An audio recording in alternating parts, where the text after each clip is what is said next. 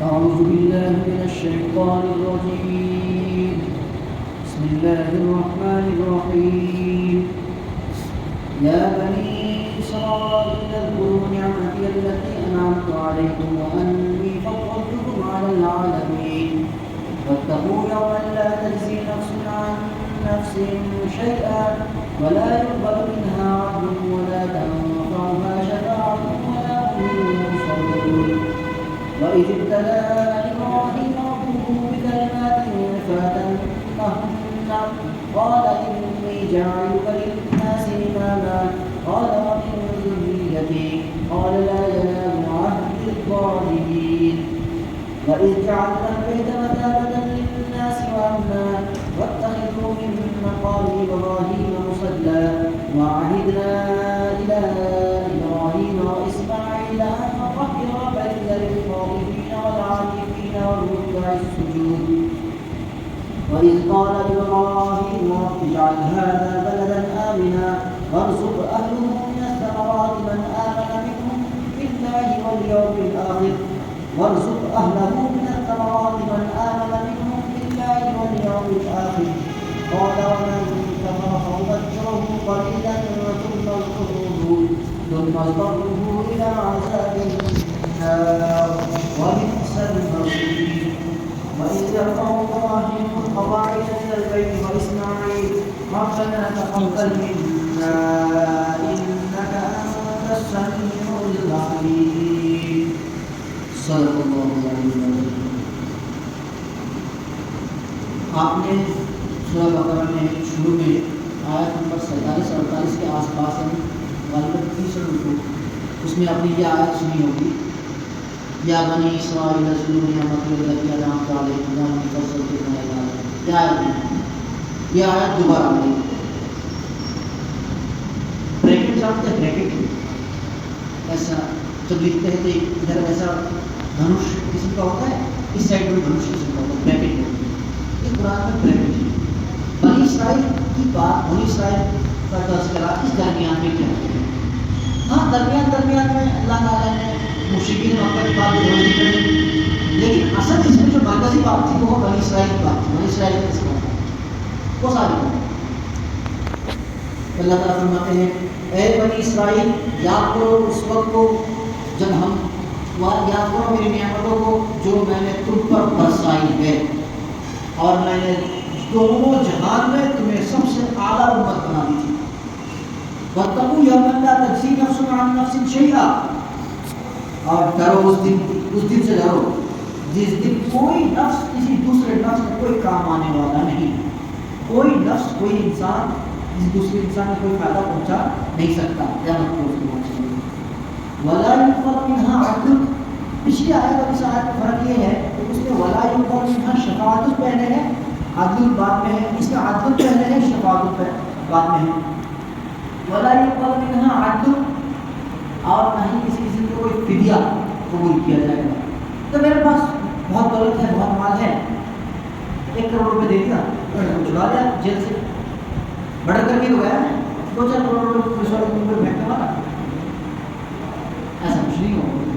کتنی ہی دھن دولت ہو کتنے ہی کچھ ہو کتنی جائیداد ہو سب دے دو سب دے دو.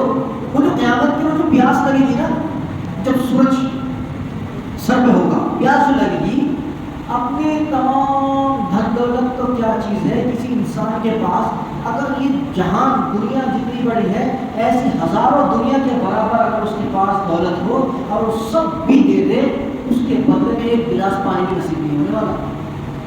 اب پیاس تو اس دن ایسی لگے گی سمندر انسان ڈکا جائے جب بھی پیاس مشکل. ولا شفاعت ولا يقبل منها عدل ولا تنفعها شفاعت. فدیہ تو یعنی پیسے دولت کے کام آنا تو ہے ہی نہیں. کسی کی سفارش بھی اتنی کام نہیں آئے چاہے وہ کتنے بڑا منتری کیوں نہ ہو. نہیں سمجھ کتنے بڑا ودھایک ہو کتنے بڑا منتری ہو. میرا بھیا پولیس میں ایک اعلیٰ عہدیدار ہے تو ٹریفک پولیس نے پکڑ لیا کہ میرا بھیا تو بڑے افسر ہیں لوگ فون پر بات کرا دی نہ اس دن سفارش ہی کام نہیں آئے گا. ولا هم ينصرون اور نہ ہی اس دن کوئی مدد ہوگی.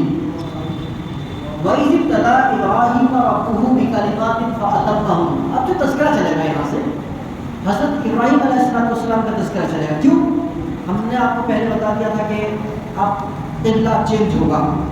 اب تک تو بیت المقدس کی طرف مڑ کر نماز ادا کرتے تھے، اب قبلہ چینج ہوگا، بیت اللہ کی طرف ہوگا، کعبے کی طرف ہوگا.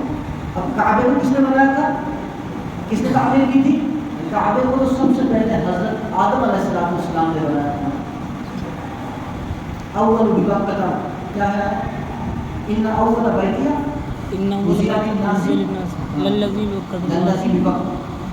سب سے پہلے جس نے کعبہ بنایا ہے وہ ہے آدم علیہ السلام. سب سے پہلا گھر جو بنایا ہے آدم علیہ السلام. سورہ حج میں آگے بات کی جاتی ہے.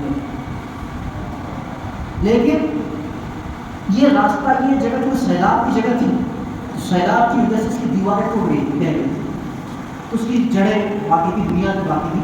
اس پر حضرت ابراہیم علیہ السلام نے دوبارہ تعمیر کی. اب چونکہ حضرت ابراہیم علیہ السلام کا تذکرہ اسی وجہ سے ہے کہ آپ قبلہ کی طرف ہونا ہے، کعبے کی طرف ہونا ہے، اس کی طرف ہونا ہے، کعبے کی طرف ہونا ہے. آپ اس کی جو ہسٹری ہے کعبے کی وہ بتایا جائے گا. اللہ تعالیٰ آپ کو بتا وَإِذِ ابْتَلَىٰ إِبْرَاهِيمَ رَبُّهُ بِكَلِمَاتٍ فَأَتَمَّهُنَّ. اور جب بھی، اس کا معنی جب ہوتا ہے عربی میں، اس کا معنی جب ہوتا ہے. لیکن آگے اللہ تعالیٰ کلمتوں کا معنی ہے نشانی، ایک آزمائش، ایک مرتبہ آزمانا، ایک بات پیش آنا. یہ سنگولر نمبر ہے، ایک بچن ہے کلمت. اس کا جو پلورل نمبر آتا ہے، بہووچن آتا ہے، وہ کلمات. لیکن یہ جب، یہ بھی ایک مرتبہ کے لیے آتا ہے. لیکن آگے چونکہ پلورل نمبر ہے تو اس لیے اس کا ترجمہ عام طور پر مفسرین کئی لوگوں نے ایسا ترجمہ کیا ہے، میں بھی اس کو پسند کرتا ہوں کہ جب بھی اللہ تعالیٰ حضرت ابراہیم علیہ السلام کو آزمایا، اللہ تعالیٰ نے جب بھی حضرت ابراہیم علیہ السلام کو آزمایا، فَأَتَمَّهُنَّ، تو A+ گریڈ کے ساتھ پاس ہوئے. A+ گریڈ کے ساتھ. نمرود کی آگ کرنا نہیں ہے تو حق پر ہو گئے بے خطر خود بڑا آتش نمرود میں عشق، بے خطر خود بڑا آتش نمرود میں عشق. جب اللہ سے عشق تھا، پیار اور محبت تھی، تو پھر نمرود کے 40 روز اکٹھا کر کے، وہ لکڑیاں اکٹھا کر کے، اور اس میں آگ جو جلائی گئی، اس آگ سے ڈر نہیں لگا. کیونکہ کیا تھا؟ عشق تھا. اس کے بعد پھر ہجرت. ایک بچہ پیدا ہوا، ابھی نوزاد بچہ ہے، اپنی بیوی کو اور بچے کو اسی حال میں کہاں چھوڑ کے آؤ؟ جاؤ، شام میں ہے حضرت ابراہیم علیہ السلام کہ جاؤ مکہ میں چھوڑ کے آؤ. اور مکہ کا حال کیا ہے؟ جو آج سے 30-35 سال پہلے نئی آبادی کا حال تھا. آپ لوگوں میں سے کچھ لوگ جانتے ہوں گے جو 30-35 سال پرانے حال ہے، یا آپ نے والد صاحب وغیرہ سنے ہو. 30-35 سال میں سنتا ہوں کہ یہاں کشتیاں چلا کرتی تھی آج سے 20 سال پہلے، 25 سال پہلے. تو اس سے 10-15 سال پہلے تو یہاں آبادی کی دوچاری ہوگی نا. مکہ کا حال اس سے برا تھا، غیر ذی زرع، کوئی آبادی بھی نہیں تھی، وہاں فصل بھی نہیں ہوتی تھی، ہرا کچھ ہریالی نام کی کوئی چیز نہیں تھی. ایسی جگہ چھوڑ کے آ جاؤ، نہ کھانے کا انتظام، نہ رہنے کا انتظام، نہ پانی کا انتظام. اللہ نے کہا چھوڑ کے آ جاؤ. چھوٹا سا بچہ. میں ابھی رمضان میں 13 رمضان میں نہیں 12 رمضان کی بات ہے، میں ممبئی میں تھا. ہمارے ساتھ مفتی حسان صاحب تھے میرے. اب میری فلائٹ رات کو 2 بجے کی ہے. دوپہر میں نے ٹکٹ بنایا، اور مفتی صاحب کا جو ہے نا اس کی 3 دن یا 4 دن کے بعد ٹرین سے ٹکٹ ہے ان کا دلی کے لیے. میں کسی کام سے جلدی آ رہا تھا، بلکہ نہیں یا حافظ صاحب کا ختم جو ہوتا دعا جس دن پلان کی اسی دن میں پہنچا تھا صبح کے ٹائم. میں اسی کے لیے آ رہا تھا خاص طور پہ. اب اتفاق یہ ہوا کہ دوپہر کے بعد، رات کو 2 بجے کی فلائٹ ہے میری، دوپہر کے بعد جو ہے مفتی حسان صاحب کے گھر سے فون آتا ہے کیونکہ اہلیہ کی طبیعت تھوڑی سی خراب ہے، وہ پریگننٹ تھی، حاملہ تھی. میں آپ کو یہ بتانا چاہ رہا ہوں کہ ایک بچے کو مجھے اندازہ سمجھ اتنا نہیں ہے، لیکن اپنے ساتھی دوست کو دیکھ کر اندازہ ہوا کہ بچے کی فکر کتنی ہوتی ہے. اب بیوی کی طبیعت خراب ہو رہی، پریگننٹ تھی، بلیڈنگ ہو رہی تھی، تو ان کو خبر پہنچی، پریشان کیا کروں، شبیر میں کیا کروں، بتاؤ. میں نے گھر میں سبھی ہے، آپ کے والد صاحب بھی، آپ کی والدہ بھی، آپ کے بڑے بھائی ہے، گھر میں ہیں، سب دیکھ بھال کرنے والے ہیں. آپ جائیں گے جو آپ کریں گے وہی بھی کریں گے. آپ کی بہنیں بھی ہاسپٹل لے جانا، ہاسپٹل لے جائیں گے، وہ میرے شہر میں رہتے ہیں، کوئی دقت ہی نہیں ہے. ہوتے ہوا شام تک جو ہے پریشان ہو گئے. آخرکار یہ کہہ رہے کہ گھر نہیں مجھ جانا. میں نے کہا بھیا آپ ٹکٹ بنا ہوا 3 دن کے بعد، میں نے اسے کینسل کرو جانا مجھے 2 بجے کی فلائٹ میری تھی، میری فلائٹ میں جانا چاہتا تھا، اس میں کوئی جگہ نہیں تھی، 3:30 بجے دوسری فلائٹ پکڑ کے ڈبل کرایہ دے کے پہنچ گئے، ڈبل کرایہ دے کر پہنچ گئے، 4,500 کا ٹکٹ میرا تھا، 10,000 کا ٹکٹ تھا، لیکن پہنچ گئے. کمال کی بات یہ ہے ابھی تو بچہ پیدا بھی نہیں ہوا، ابھی تو بچہ پیدا بھی نہیں ہوا، جب اتنی محبت بندہ وہاں سے بھگ گیا، کام چھوڑ سکتا تو ضروری کام تھا ان کو. یہاں حضرت ابراہیم علیہ السلام ابھی بچہ پیدا ہی ہوا ہے، اور بیوی کو اور بچوں کو کہا اللہ تعالیٰ نے جاؤ مکے میں چھوڑ جاؤ، وہاں پانی کا انتظام بھی نہیں ہے، کھانے کا انتظام تو بہت دور کی بات ہے، رہنے سے کا انتظام تو بہت دور کی بات ہے. حضرت ابراہیم علیہ السلام گئے تو بچوں کو چھوڑ کے آ گئے اور آئے اپنے اندر سے دل کا تو حال. حضرت ابراہیم علیہ السلام یوں کہا اللہ کا حکم ہے تو یہاں رہنا ہے، اور ہاجرہ بھی تو وہ بھی اللہ کی بندی ایسی تھی، اللہ کا حکم ہے تو بات بیوی بھی ایسی ہے، اللہ کا حکم ہے ہاں ٹھیک ہے صحیح. اب دل تو نہیں مانتا حضرت ابراہیم کا، بچے کو بیوی چھوڑ دی. اب چل رہے پیچھے مڑ کے دیکھ نہیں رہے اندر کا حال کیا ہوگا، ایک باپ سمجھ سکتا ہے اسے اندر سے کیا حال ہو رہا ہے. کوئی انتظام نہیں، کوئی انتظام نہیں. اب چلے چلتے چلتے پیچھے مڑ کے دیکھ رہے یہ جنگل آئے، یہ جنگل کی پونڈ ہونے کے بعد جہاں اب اندازہ ہو گیا کہ اب مجھے پیچھے سے دیکھ نہیں پا رہی ہے، اب مڑ کے اندر سے اللہ ایسی جگہ چھوڑ کے جا رہا ہوں، اب مانگی دعا، اب مانگی دعا، دعا مانگی. ہمارے یہاں یہ ہوتا ہے کچھ ہوا نہیں پہلے پہنچ گئے، حضرت جی دعا کر دینا، باپ کو چلے گئے حضرت جی دعا کروا دینا. امام صاحب کو نماز کا دعا، دعا کب ہے؟ شمشیر الصلاۃ اول تاؤس ربا باقی. پہلے انتظام کرو پھر دعا، پہلے رب کے حکم کی تعمیل ہوگی پھر دعا ہوگی، ورنہ دعا کا کوئی مطلب نہیں ہے، کوئی فائدہ نہیں ہے اس دعا سے. دعا پہلے نہیں ہے. بچوں کو چھوڑا، وہاں سے چل کے جب اونٹ ہوئے تب جا کر انہوں نے دعا مانگی. خیر رب تو رب ہے، وہ تو کہیں بھی کچھ کر دے. آسمان اگر بالکل سوکھ جائے، زمین اگر پیتل ہو جائے تو رب کیا ہوگا؟ رزق نہیں دے سکتا.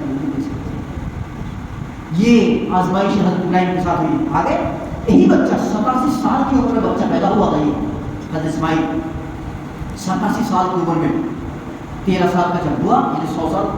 حضرت ابراہیم کی عمر 100 سال، بچے کی عمر 13 سال. اللہ نے کہا اسے ذبح کرو، لے ذبح کرو. لو جی ابھی کیسے کیسے کر کے 87 سال کی عمر میں دعائیں مانگ مانگ کے بچہ پیدا ہوا. 13 سال کا ہوا، ابھی کندھا بنائی ہے کہ اس کندھے پہ ہاتھ رکھ کے اب چلے. ایک عمر ہوتا ہے باپ اپنے بچوں کو انگلی پکڑ کے چلاتا ہے، ایک عمر ایسی ہوتی ہے کہ باپ بچوں کو مشورہ دیتا ہے، ایک عمر ایسی ہوتی ہے کہ بچہ باپ کے برابر عمر لگ جاتا ہے، آپس میں خود مشورہ کرتے ہیں. ہوتا ہے اب یہ ٹائم 13 سال کا ہوا، اب بچہ سہارا اپنا اللہ نے ذبح کرو. تو لو جی ہم اور آپ ہوتے ہم اپنی بات کریں کیا حال ہوتا ہے؟ کوئی کام ہی نہیں. آزمائش کے لیے صرف ہم ہی رہ گئے، آزمانے کے لیے صرف ہم ہی رہ گئے. گیہوں سکھانے کے لیے ڈال دیا، بارش آ گئی، فوراً منہ سے یہی نکلتی ہے اللہ کو یہی ٹائم ملا تھا نعوذ باللہ، میں نے گیہوں سکھانے کے لیے ملا دیا اور بارش کروا دی. ایمان. اور اسی وجہ سے اللہ تعالیٰ نے کہا ہر امتحان میں، کوئی بھی امتحان لیا گیا، ہر امتحان میں حضرت ابراہیم علیہ السلام بالکل اترن ہوئے. A+ گریڈ، A+, 100، کوئی کمی نہیں ہے، امتحان میں پاس ہونے چلے گئے. اور انی جاعلک للناس اماما. پھر اللہ تعالیٰ نے بھی کسر نہیں چھوڑی. بندہ جب بندہ اللہ کی طرف ایک ہاتھ بڑھتا تو اللہ اس کی طرف 2 ہاتھ. بندہ چل کے جاتا ہے، اللہ دوڑ کر آتا ہے. بندہ ایک روز تہجد میں اٹھ کے اللہ کو یاد کرتا ہے، اس کے بعد اگر نہیں اٹھتا اللہ 40 روز تک اس بندے کا انتظار کرتا ہے. رب دو چیز ہے. اللہ نے کہا کہ تم نے میرے لیے قربانی دی، انی جاعلک للناس اماما. پھر ہم تمہیں رہتی دنیا تک ہم تمہیں لوگوں کو پیشوا اور امام بنائیں گے. لوگ تمہارے طریقے پر چلیں گے، لوگ تمہیں باپ مانیں گے. حضرت ابراہیم علیہ السلام کون ہے؟ ہمارے جد امجد. کون ہے؟ جد امجد. ہمارے باپ کتنے ہیں؟ 4 ہیں. عجیب بات نہیں، باپ تو یہ ہوتا 4 کیسے ہوتے؟ ماں ہو سکتی 4، باپ کیسے 4؟ یہ کیا عجیب بات کر دی جب. باپ کتنے ہیں؟ 4. اول حضرت آدم علیہ السلام، نسل آدم کے جو باپ حضرت آدم علیہ السلام نہیں سمجھ میں، اس کے بعد حضرت ابراہیم علیہ السلام اور جد آپ صلی اللہ علیہ وسلم قربانی کے متعلق جب پوچھا گیا کیا ہے قربانی، صحابہ نے پوچھا یا رسول اللہ قربانی کیا ہے؟ کیا تمہارے والد، ہمارے اور تمہارے والد حضرت ابراہیم علیہ السلام کی صورت، تو ایک باپ کون ہوئے؟ حضرت ابراہیم علیہ السلام، اور ایک باپ ہے آقا نامدار محمد مصطفیٰ محمد صلی اللہ علیہ وسلم۔ ہم ان کی، آپ صلی اللہ علیہ وسلم کی جو بیویاں ہیں ان کو کیا کہتے ہیں؟ امہات المومنین، مومنین کی مائیں، مومنوں کی مائیں۔ تو آپ صلی اللہ علیہ وسلم ہمارے کیا ہوئے؟ باپ ہوئے، تین ہو گئے، اور ایک کے بارے میں تو آپ جانتے ہیں، میں نہیں جانتا ہے اس بارے میں، آپ میرے بارے میں جانتے، سب ہر کسی کو اپنا پتہ ہے۔ ان تینوں کے بارے میں سب کو پتہ ہونا چاہیے، باقی ایک کے بارے میں ہر ایک کو خود کو پتہ ہونا چاہیے۔ چار باپ ہو گئے بھائی، اب تو عجیب نہیں لگ رہی بات؟ اللہ تعالیٰ نے کہا رہنی دنیا تک ہم تمہیں تمام انسانیت کیا بنا دیں گے؟ پیشوا اور امام بنا دیں گے، امام۔ اچھا اب دیکھیے انسان کے اپنے اولاد کے لیے اللہ نے کہا ہم تمہیں کیا بنا دیں گے؟ پوری دنیا کے امام، تمام انسانوں کی امام بنا دیں گے۔ حضرت ابراہیم نے کہا وَمِن ذُرِّيَّتِي، یا اللہ میری اولاد کا کیا ہوگا؟ مجھے تو آپ نے امام بنا ہی دیا، بنا دیں گے، کہا آپ نے بنا دیا، میری اولاد کا کیا ہوگا؟ میری اولاد کا کیا ہوگا؟ قال لا ينال عهد الظالمين، اللہ تعالیٰ نے کہا ہاں ایک بات یاد رکھنا، ہمارا عہد و پیمان، ہمارا وعدہ ظالموں کے ساتھ نہیں۔ تمہاری اولاد اگر ظالم نہیں ہوگی تو ہماری رحمت اس کے ساتھ ہوگی، اگر تمہاری اولاد ظالم نکلے گی تو ہماری رحمت اس کے آس پاس بھی نہیں بٹے گی۔ یاد رکھنا تمہاری اولاد اگر ظالم نہیں ہوگی تو دنیا کی ہر طرف کی ہر کامران ان کے ساتھ ہوگی، اگر تمہاری اولاد دین پر چلنے والی نہیں ہوگی تو وہ دنیا میں ٹھوکریں کھاتی پھرے گی۔ لا ینال عہد الظالمین، ہمارا وعدہ ظالموں کے ساتھ نہیں ہے۔ وَإِذْ جَعَلْنَا الْبَيْتَ مَثَابَةً لِلنَّاسِ وَأَمْنًا، اور ہم نے جب بیت اللہ کو بنایا مَثَابَةً لِلنَّاسِ وَأَمْنًا، لوگوں کو ثواب حاصل کرنے کے لیے، طواف کرنے کے لیے، وَأَمْنًا اور امن و امان کے لیے، کہ بیت اللہ کے اندر جو جائے وہ کیا ہے؟ معمول، اس کو معاف کر دیا جاتا ہے، اس کو کسی قسم سے ستایا نہیں جاتا ہے۔ یہاں تک کہ بیت اللہ میں اگر کوئی گھاس اگے تو ہمیں آپ کو اجازت نہیں ہے کہ اس کو اکھاڑے، کوئی چیٹی چلے ہمیں آپ کو اجازت نہیں کہ اسے مارے، بالکل بھی اجازت نہیں۔ وَاتَّخَذُوا مِن مَقَامِ إِبْرَاهِيمَ مُصَلًّى، اور تم مقام ابراہیم کو اپنے لیے جائے نماز بناؤ، نماز کی جگہ بنا دو، نماز کی جگہ بنا دو۔ آج کل علماء میں ایک طبقے نے یہ کہا ہے کہ مقام ابراہیم ایک عام جگہ ہے، لیکن صحیح قول اور صحیح روایات کے مطابق اس کی احادیث بالکل صحیح ہے اور پختہ بھی ہے، اور اسلاف کا ماننا، اسلاف کے اقوال بھی اسی جانب بھی ہے کہ جیسے حجر اسود ایک وہ ہے جنت سے آیا ہوا ایک پتھر ہے، ایسے ہی مقام ابراہیم بھی ایک پتھر ہے جو جنت سے آیا۔ اب حضرت ابراہیم علیہ السلام جو کعبہ بنا رہے تھے، کعبہ کی تعمیر کر رہے تھے، وہ پتھر جنت سے پتھر آیا، اب وہ پتھر پر چڑھ کے کیا کرتے تھے؟ چنائی کرتے تھے۔ چنائی کے اندر جانتے ہیں نا، دیکھا ہوگا کہ چنائی کرتے ہیں، یہ نہیں دیکھا، اب لوگ سب خاموش رہتے، مجھے بھی بات کرتا یہ ہو سکتا ہے کہ آپ شاید بات سمجھ نہیں آئے، تو چنائی کرتا دیوار اونچی ہو گئی، اب ہاتھ نہیں پہنچا تو پتھر کو اس کے اندر اللہ تعالیٰ نے یہ صفت رکھی، تو پتھر بہت اونچا ہو جاتا ہے، اوپر اور چنائی کر لی اور اونچا ہو جاتا ہے، اور چنائی کر لی اور ایسے، اب جب نیچے آنا ہوتا ہے پتھر خود نیچے ہو جاتا ہے۔ صحیح قول کے مطابق کہ وہی پتھر ہے جو جنت سے پتھر آیا ہے، ابراہیم علیہ السلام اس میں چڑھ کر چنائی کر رہے تھے، سمجھ گئے؟ اب چنائی کرنے والے راج مستری جتنے ہیں وہ سب خوش ہو جائے کہ ان کا کام ایسا ویسا کام نہیں ہے، ابراہیم علیہ السلام کا کام ہے نہیں ہے۔ آج کل اصل میں ٹرینڈ چل رہا ہے، جو جس کام کو کرتا ہے اس میں ادھر کو جوڑ دیتا ہے، کچھ پتہ نہیں چنائی کرنے والے کچھ دنوں میں جا کے اپنے نام کے آخر میں ابراہیم ہی لگانا لگ جائے، جیسے سلمانی یہ وہ لگاتے ہیں نا، تو ابراہیم ہی لگانا لگ جائے کچھ دنوں کے بعد، کچھ پتہ نہیں۔ تو یہ وہاں پر کہا یہ مقام ابراہیم طواف کے بعد جو رہی حج کی جاتے ہیں، طواف کے بعد یہ جو پتھر جہاں پہ ہے اس مقام ابراہیم کے آس پاس میں نماز پڑھنا کیا ہے؟ نماز پڑھنے کے لیے حکم دیا گیا ہے، یہ طواف واجب الطواف بولتے ہیں۔ وَعِدْنَا إِلَىٰ إِبْرَاهِيمَ وَإِسْمَاعِيلَ أَن طَهِّرَ بَيْتِيَ لِلطَّائِفِينَ وَالْعَاكِفِينَ، اور ہم نے حضرت ابراہیم اور حضرت اسماعیل یہ دونوں باپ بیٹے مل کر کیا کر رہے تھے؟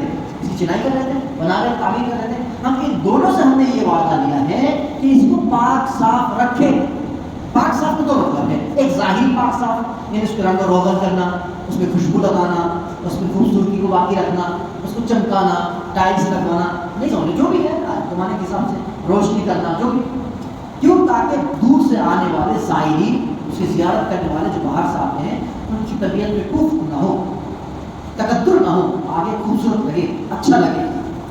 اور ایک ہے اندرونی خوبصورت، اندرونی صاف صفائی ستھرائی، وہ کیا ہے؟ وہ یہ ہے کہ یہاں پر صرف توحید کی پرستار آئیں گے، توحید کی بات چیت ہوگی، اس کے علاوہ اور کسی قسم کا تذکرہ نہیں ہوگا۔ للطائفین، طواف کرنے والوں کے لیے، والعاکفین، اور اعتکاف کرنے والوں کے لیے، والرکع السجود، اور رکوع سجدہ کرنے والوں کے لیے، نماز ادا کرنے والوں کے لیے۔ وَإِذْ قَالَ إِبْرَاهِيمُ، زیادہ ہو گیا بس پوری ہو گئی۔